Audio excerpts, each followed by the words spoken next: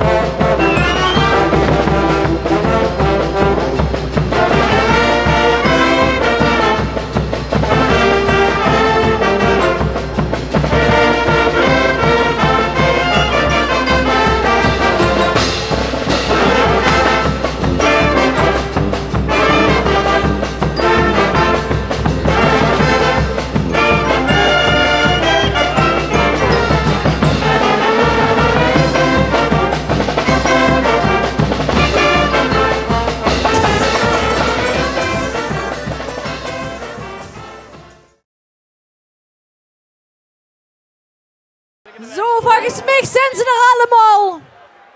Ze gaan nog één keer voor u optreden. De winnaars van het LKZH 2018. Morgen gaat beter. Dan gaan we, hè. Klaar. Bij jullie dames. 4, 4, 3, 2, 1. Hoppa!